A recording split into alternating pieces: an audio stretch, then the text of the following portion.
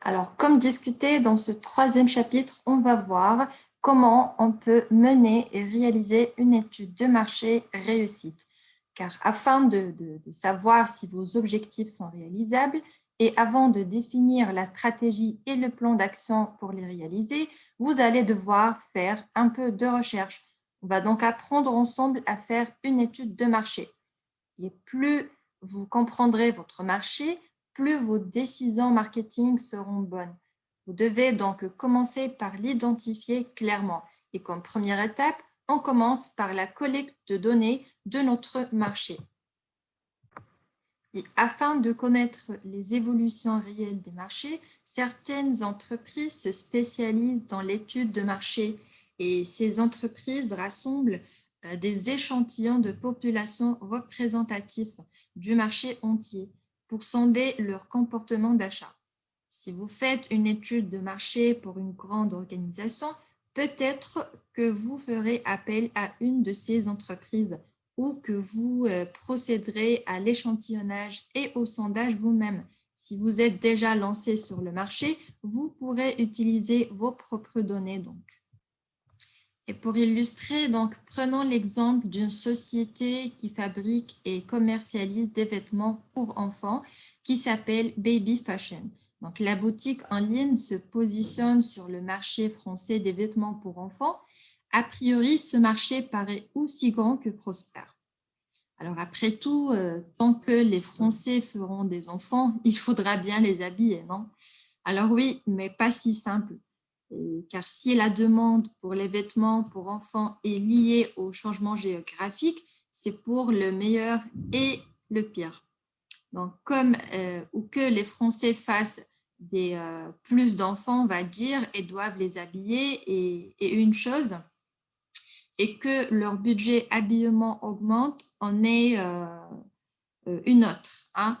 Alors, à moins d'avoir une connaissance approfondie de tous les facteurs économiques qui influencent la demande, je vous déconseille vivement donc de faire une étude de marché purement à l'instinct. Dans le cas de Baby Fashion, par exemple, vous allez devoir faire son. Essayez donc de voir si les résultats d'une de ces études n'est pas disponible en ligne. Et commençons par interroger notre cher ami très serviable Google. Alors, dans la mission est d'organiser les informations à l'échelle mondiale dans le but de les rendre accessibles et utiles à tous.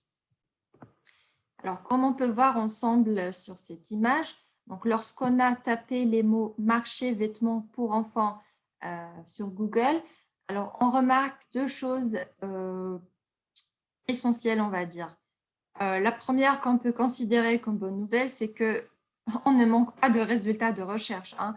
Mais la deuxième chose qu'on remarque et qu'on peut considérer comme mauvaise, c'est que la majorité des liens présentent des informations qui sont soit trop vieilles, soit trop biaisées, soit vraiment contradictoires.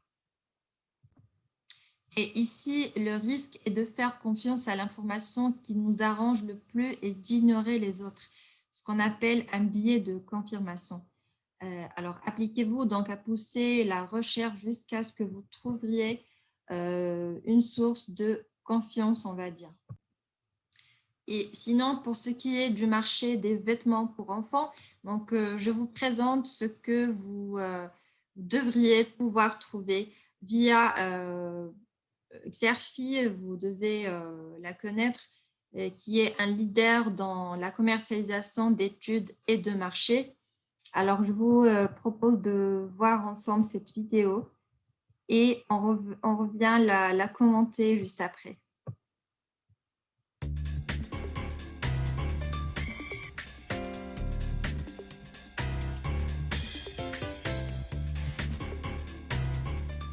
Le marché du prêt-à-porter pour enfants fait du surplace et la demande devrait même se tasser ces prochaines années selon l'étude Précepta. D'abord parce que la démographie française est atone, ensuite parce que les pressions sur le pouvoir d'achat poussent les ménages à arbitrer dans leurs dépenses pour les 0-14 ans.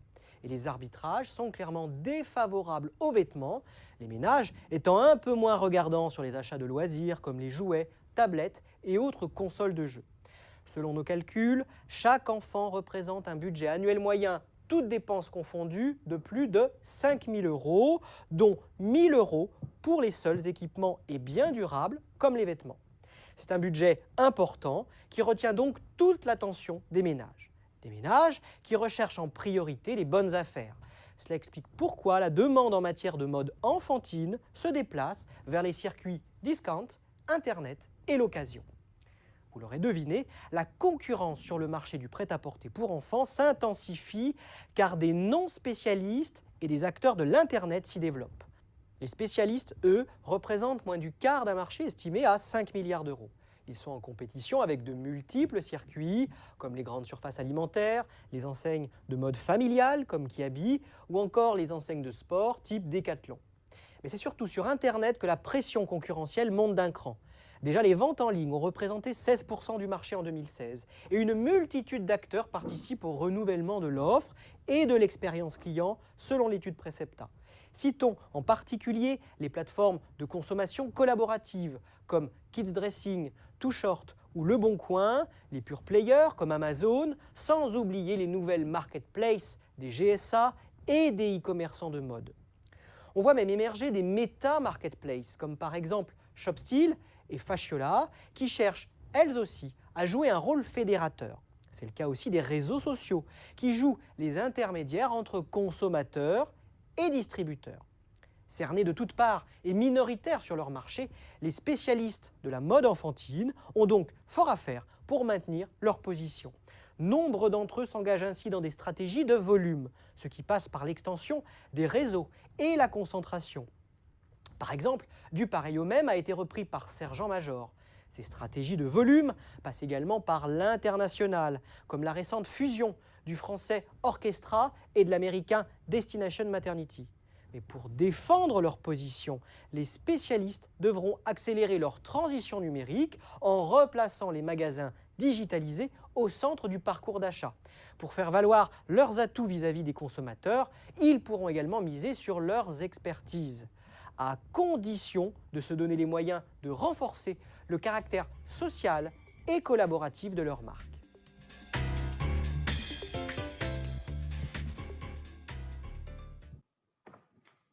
Alors, ce résumé d'études de marché nous apprend plusieurs choses. Alors, premièrement, que le marché est en stagnation, voire en décroissance depuis des années. Que le marché est dominé et saturé par les grandes enseignes de prêt-à-porter, comme on a vu sur la vidéo, donc on a Kiabi, Zara, H&M, etc. Troisièmement, on apprend aussi de cette étude que une tendance se dessine en faveur des vêtements d'occasion et des plateformes de consommation collaborative. Donc, quelle analyse est-ce que je peux en faire? Alors déjà, que le marché est gigantesque, mais qui ne va pas bien. Ça de un. Ensuite, que le marché est saturé. Et puis, vous réalisez que Baby Fashion, notre exemple d'entreprise, donc ne va certainement pas pouvoir rivaliser en face à face avec les géants du prêt-à-porter. Étant donné leur volume de vente gigantesque, ils peuvent se permettre de tirer les prix vers le bas avec ses vêtements cousus à la main, par exemple. Donc, babyfashion.fr ne peut pas se permettre de réduire ses marges pour toucher plus de monde. Vous conseillez donc la marque euh, à se concentrer sur leur marché de niche, donc qui est bien les vêtements fashion pour enfants. Alors, votre marché est comme un gâteau, plus ou moins gros. Donc, si vous mangez le gâteau tout seul, on dit que vous avez un monopole. Et si vous le partagez avec de nombreux acteurs, il s'agit d'une situation de concurrence parfaite. Alors, pour Baby Fashion toujours, à ce stade, donc vouloir conquérir le marché total des vêtements pour enfants serait avoir les yeux plus gros que le ventre. C'est quasiment impossible pour le début. Et donc, choisir, c'est renoncer en quelque sorte dans ce cas. Et dans un premier temps, donc Baby Fashion ferait mieux de choisir de se concentrer sur un segment très précis qui sera bien sa niche et de renoncer à l'idée d'adresser donc le marché dans sa globalité. Donc la vraie question est donc quelle part de marché total le marché de niche représente-t-il? Et donc, pour vous donner une vague idée, vous pouvez comparer les termes de recherche avec Google Trends et comme illustré sur cette image, qui représente une recherche comparative sur Google Trends toujours. Donc, vous verrez que les Français ne cherchent pas activement des vêtements fashion, autant qu'ils recherchent des vêtements pour enfants. Alors, ce n'est pas un très bon signe, certes, mais cela ne veut pas dire forcément que la demande est inexistante. Alors, par contre, si votre cible ne cherche pas vos produits d'elle-même, elles vous coûteront plus cher à acquérir comme client. Alors, lorsque vous serez confronté à un manque crucial d'informations, vous n'aurez pas d'autre choix que de faire des estimations pour aller de l'avant. Admettons donc que le marché total des vêtements pour enfants en France est de 4 milliards d'euros, qui est un sacré gâteau à partager, bien sûr. Et celui des vêtements fashion ne représente que 0,1% de ce marché, soit 4 millions d'euros. Donc 50% des ventes se font en ligne, soit 2 millions d'euros. Alors, si ces estimations s'avèrent réalistes, alors babyfashion.fr pourra potentiellement adresser un marché de 2 millions d'euros. Cela serait largement suffisant pour occuper et faire vivre les responsables de la société. Reste à vérifier ces estimations. Dès lors que vous étudiez un marché de niche, les données quantitatives se feront beaucoup plus rares ou ne sont pas facilement consultables. Vous allez devoir développer une tolérance à l'incertitude et compenser avec des données qualitatives. En l'occurrence, vous remarquez que dans ce marché très compétitif, les boutiques en ligne de vêtements d'occasion arrivent malgré tout à tirer leur épingle du jeu. De nouvelles plateformes de consommation collaborative dédiées à l'achat de vêtements pour enfants occasion voient régulièrement le voir. On a ici, par exemple, l'exemple de la plateforme le Kids Market qui propose un vide dressing pour enfants, donc 100% en ligne.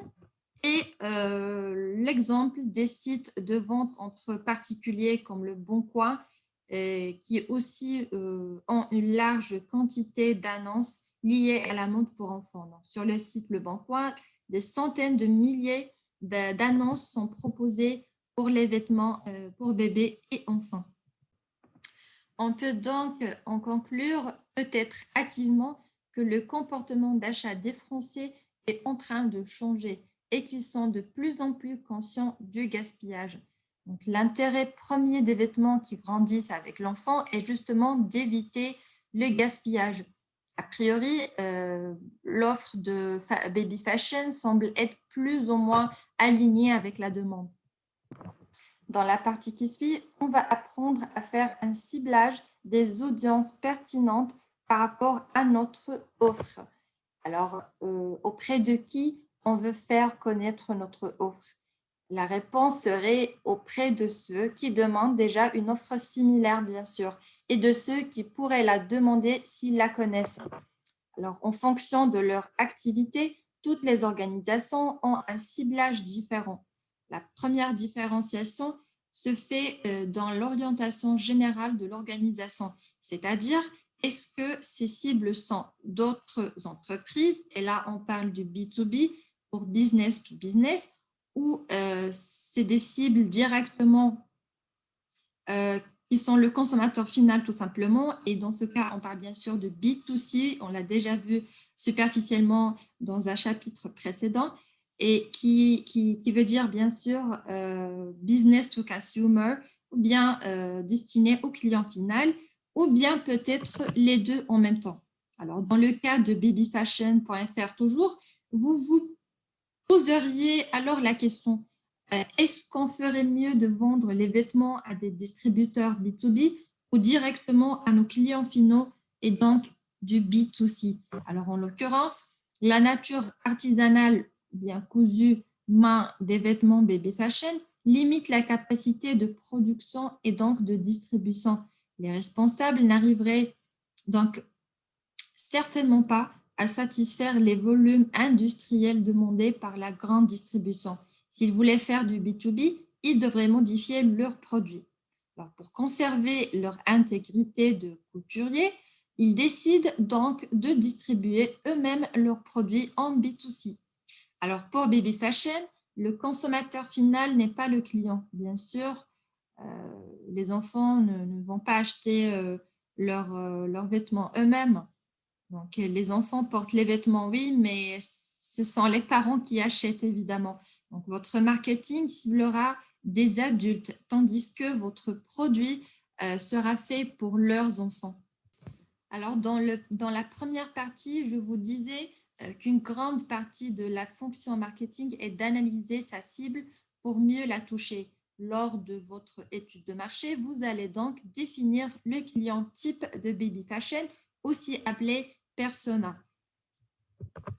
Alors, pour ça, vous préciserez ces critères de 1 sociodémographique, qui sont l'âge, le sexe, la géographie, la taille de la famille, le niveau d'études et le revenu, et aussi ces critères comportementaux, comme le mode de vie, l'appétence, la motivation.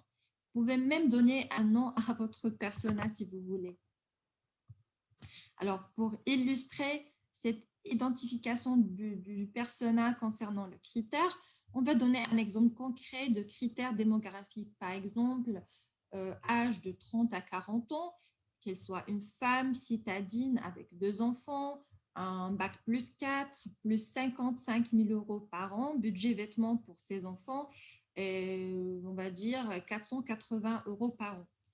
Alors, pour les critères comportementaux, c'est-à-dire ou par exemple bourgeoise bohème, éco-citoyenne, mange bio, motivée par le bien-être et peu par la reconnaissance sociale. À moins que votre produit soit extrêmement novateur ou que vous ayez réussi à vous créer un monopole, vous ne serez pas le seul à vouloir des parts de marché. À vous donc d'identifier vos concurrents et d'apprendre pour vous créer un avantage compétitif sain surtout. Vous pouvez distinguer donc 2 types de concurrence. Alors, soit la concurrence indirecte ou la concurrence directe. Alors, lorsqu'on parle de la concurrence indirecte, c'est une concurrence offrant des produits plus ou moins différents des vôtres, mais répondant aux mêmes besoins. Pour babyfashion.fr, ce seraient les distributeurs de vêtements pour enfants fashion comme Kiabi, H&M, etc. Alors, lorsqu'on parle de la concurrence directe, c'est une concurrence qui offre les mêmes produits ou services que vous. En faisant votre recherche, vous découvrez que babyfashion.fr n'est pas la seule entreprise à vendre des vêtements fashion sur Internet. Alors ici, on prend l'exemple de la société ou l'entreprise appelée Lidlwood, qui est déjà bien en place dans le monde du vêtement des enfants. Alors, est-ce une catastrophe pour nous en tant qu'entreprise baby fashion? Alors non, la réponse est non. Parce que, en fait, être la seule entreprise sur un marché n'est pas toujours un signe de toute puissance. Alors, la plupart du temps, c'est un signe que le marché n'existe pas ou qu'il n'est pas assez attractif. Alors, au moins, la présence de Lidlwood, dans notre cas, confirme qu'il y a bien un marché pour les vêtements fashion pour enfants. Alors, la question est de savoir, est-ce qu'il y a de la place pour 2 entreprises sur ce marché?